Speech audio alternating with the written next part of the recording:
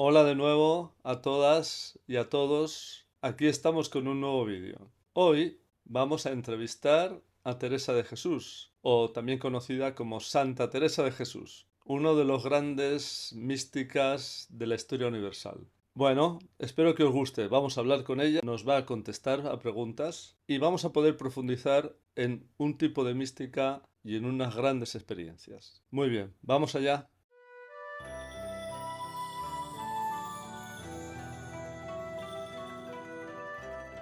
Pues bien, empecemos con Teresa de Jesús. ¿Por qué empezamos con ella? Seguramente en siguientes grabaciones, en siguientes vídeos, entrevistaremos a otros místicos de la historia universal. Empezamos por Teresa por varias razones. Primero, porque es mujer y hay que compensar la desproporción histórica del patrimonio que ha discriminado a las mujeres. Y segundo, que aunque esto es más importante, ella es una mística de primer nivel en la historia de la humanidad. No tiene nada que envidiar a grandes místicos de la historia universal.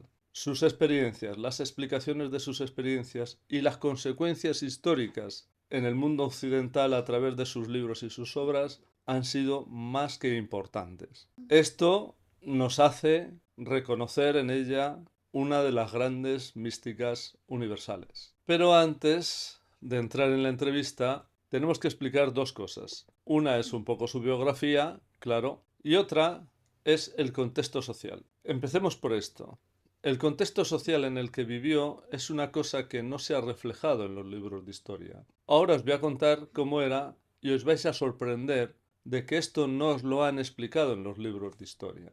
Porque claro, ¿cómo se explica que en el siglo XV, XVI y XVII haya esa gran proliferación de místicos en Europa? No solo está Teresa de Jesús, es de sobra conocido, Juan de la Cruz, Ignacio de Loyola, Fray Luis de León, San Juan de Ávila, solo en España. Pero en otros países hay también sus místicos. Entonces, ¿cómo ocurre esta proliferación, esta especie de elevación mística? Bien, vamos a poner un ejemplo que todo el mundo va a entender. En el mundo del deporte hay grandes figuras también, en el momento actual, porque hay una gran base de practicantes. Si nosotros conociésemos el número de federados de la Federación Española de Fútbol, veríamos que son cientos de miles, si no millones. Si conociésemos el número de federados en el baloncesto, habría cientos de miles. Es normal que de todos ellos salga gente con gran nivel, con genio futbolístico o del deporte que sea. Y además de esto, hay todo un contexto social que favorece toda esta proliferación deportiva. Bueno, lo mismo pasaba hace 5 siglos respecto del tema espiritual. Había cientos, si no miles y miles de practicantes de diferentes corrientes religiosas o espirituales, mejor dicho, que pretendían o intentaban experimentar, tener experiencias directas con Dios. Este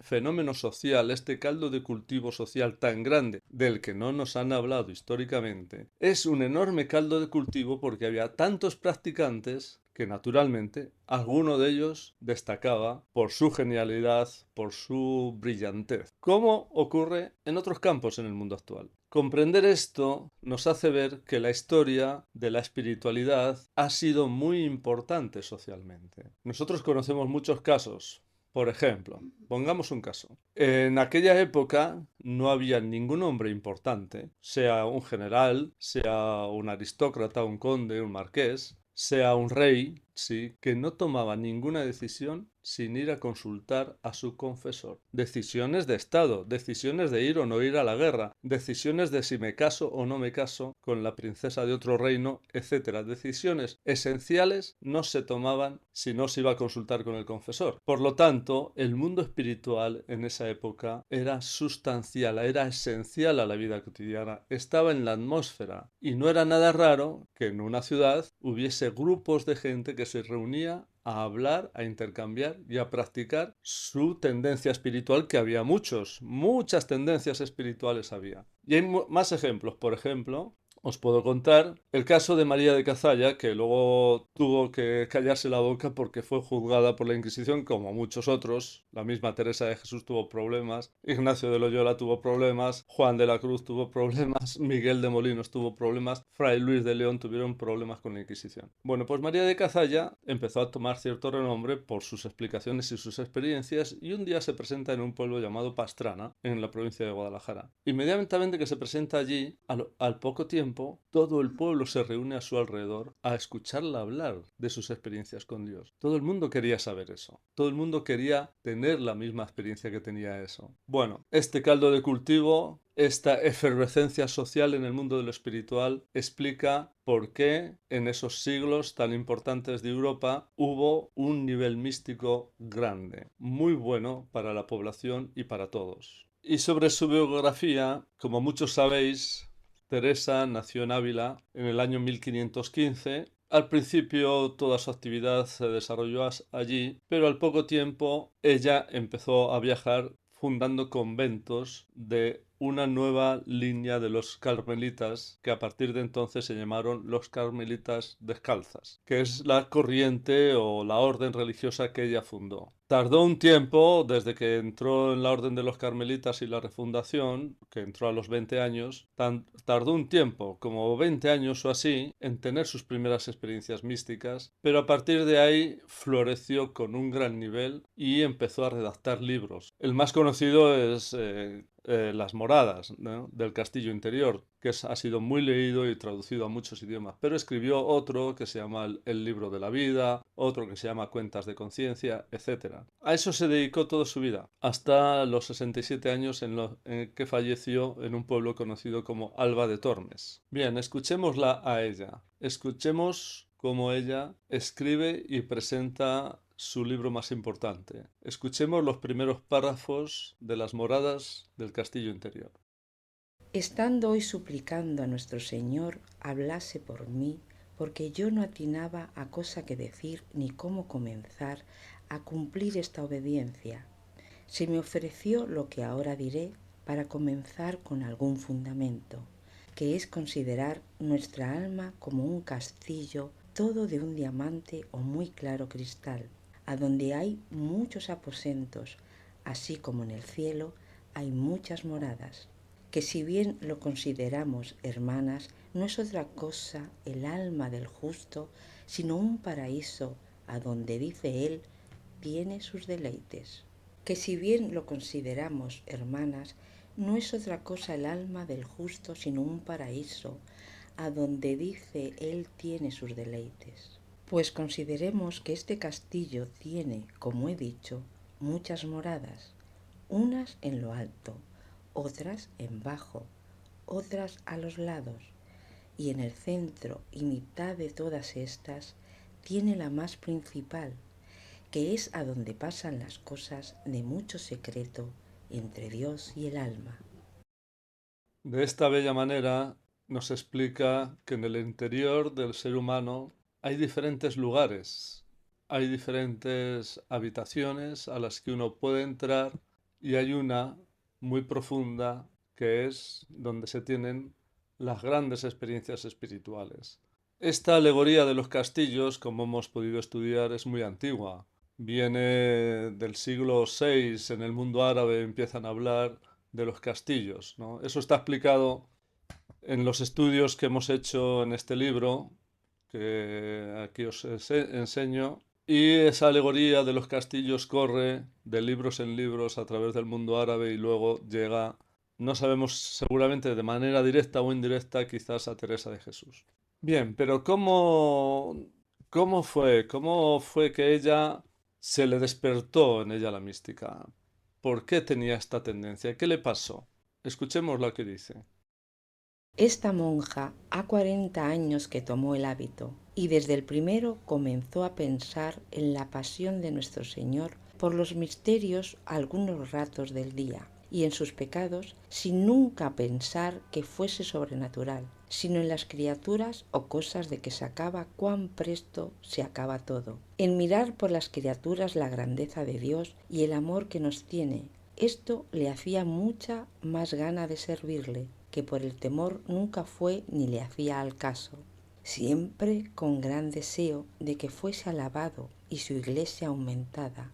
Por esto era cuanto rezaba, sin hacer nada por sí, que le parecía que iba poco en que padeciese en purgatorio a trueque de que ésta se acrecentase, aunque fuese en muy poquito. En esto pasó como 22 años con grandes sequedades, que jamás le pasó por pensamiento desear más, porque se tenía por tal que aun pensar en Dios le pareciera no merecía, sino que la hacía su majestad mucha merced en dejarla estar delante de él rezando, leyendo también en buenos libros.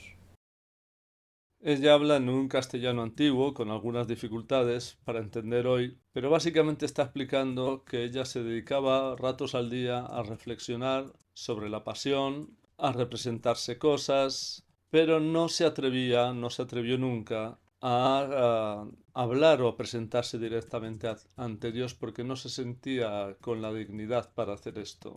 Y entonces, Teresa, ¿cómo es que tuviste la primera experiencia? ¿Cómo fue esa primera vez? Pues ya andaba mi alma cansada y aunque quería no le dejaban descansar las ruines costumbres que tenía. Acaecióme que entrando un día en el oratorio vi una imagen que habían traído allá a guardar, que se había buscado para cierta fiesta que se hacía en casa. Era de Cristo muy llagado y tan devota que en mirándola toda me turbó de verle tal, porque representaba bien lo que pasó por nosotros. Fue tanto lo que sentí de lo mal que había agradecido aquellas llagas, que el corazón me parece se me partía, y arrojóme cabe él con grandísimo derramamiento de lágrimas, suplicándole me fortaleciese ya de una vez para no ofenderlo. Ella nos cuenta que en esta primera experiencia ella entra en una gran resonancia con una imagen de un Cristo sufriente, lleno de llagas, llagado, y se le rompe el corazón, se le ablanda todo por dentro y siente que no ha sido suficientemente agradecida al esfuerzo de Jesucristo por redimir al ser humano. A partir de este momento, ella se siente muy blanda interiormente y se relaciona con su guía espiritual o con Jesucristo de una manera mucho más franca y directa. A partir de aquí se encadenan las experiencias. Y nosotros podríamos preguntarles, pero para tener experiencias hay que de alguna manera entender mucho, tener mucho conocimiento del tema, o cómo funciona esto. Porque me he alargado mucho en decir esto en otras partes, no lo diré aquí. Solo quiero que estéis advertidas que para aprovechar mucho en este camino y subir a las moradas que deseamos, no está la cosa en pensar mucho, sino en amar mucho, y así lo que más os despertare a amar, eso haced.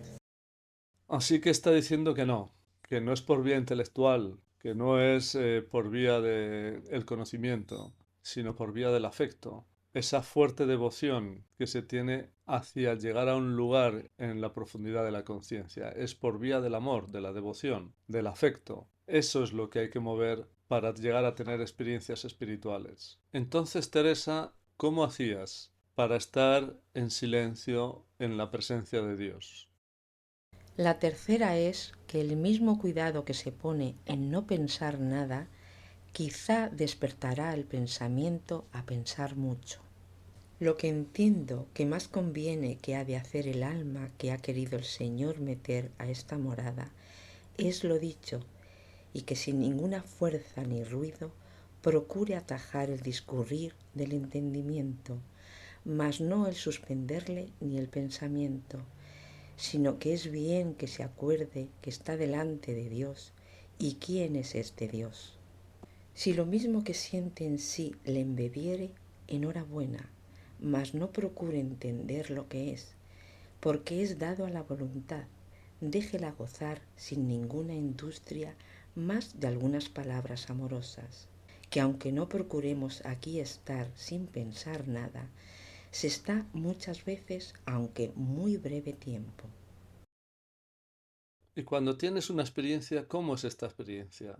¿Qué se puede contar de ella? Cuando es unión de todas las potencias, es muy diferente, porque ninguna cosa puede obrar, porque el entendimiento está como espantado.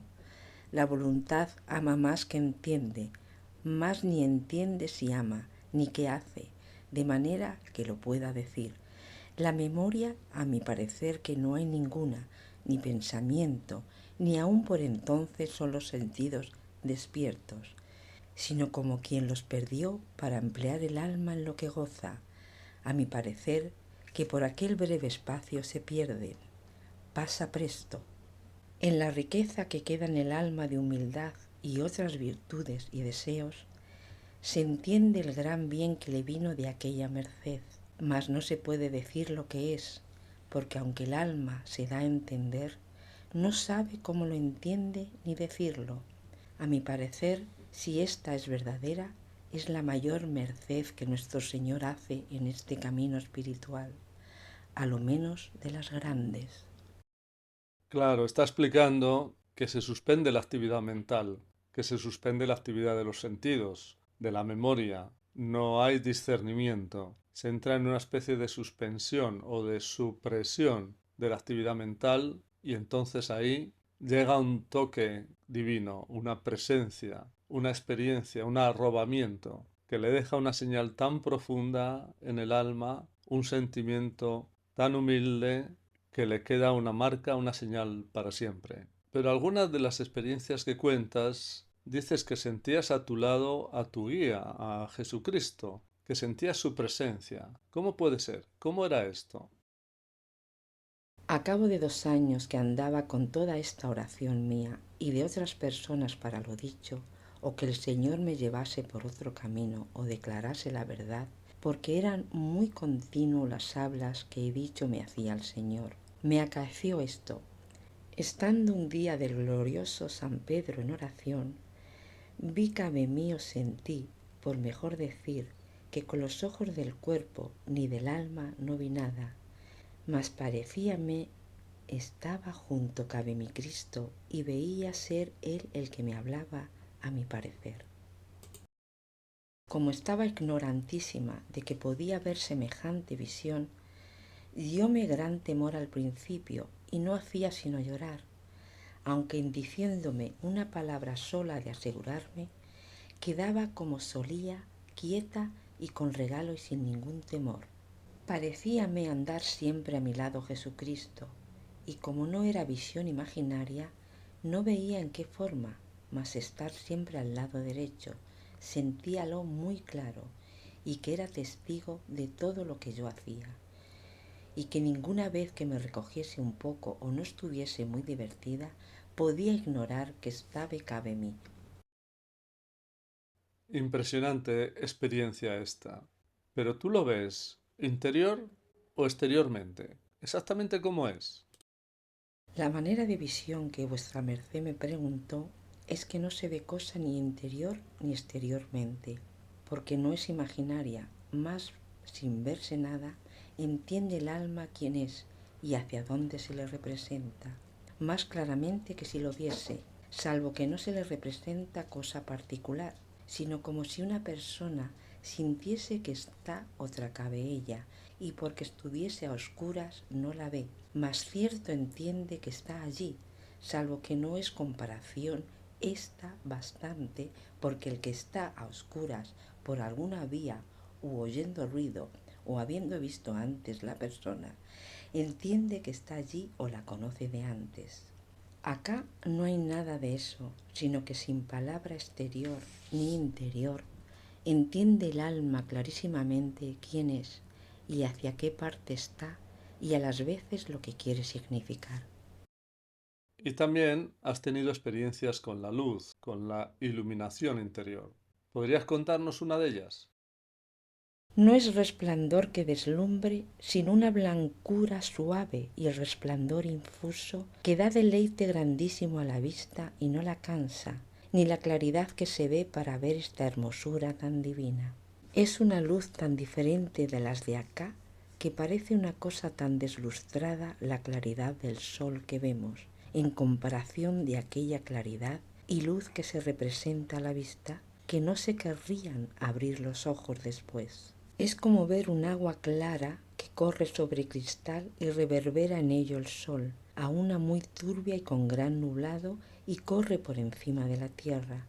No porque se representa sol, ni la luz es como la del sol. Parece, en fin, luz natural y es otra cosa artificial.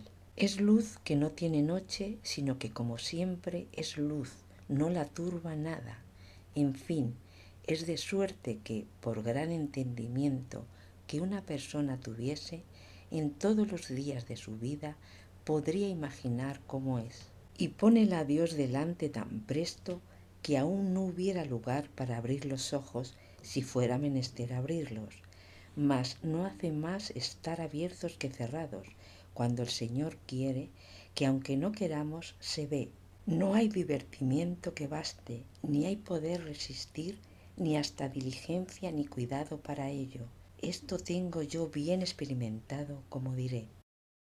Y para llegar a la última morada, para estar en presencia del Señor, de Dios, hay que tener una gran quietud, ¿verdad? Oh palabras que nunca sabían de olvidar al alma, a quien nuestro Señor regala.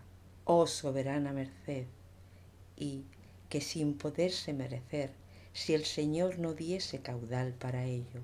Bien que aún para amar no se halla despierta, más bienaventurado sueño, dichosa embriaguez, que hace suplir al esposo lo que el alma no puede, que es dar orden tan maravillosa, que estando todas las potencias muertas u dormidas, quede el amor vivo, y que sin entender cómo obra, ordene el Señor que obre tan maravillosamente, que esté hecho una cosa con el mismo Señor del amor, que es Dios, con una limpieza grande, porque no hay quien le estorbe, ni sentidos ni potencias, digo entendimiento y memoria, tampoco la voluntad, se entiende.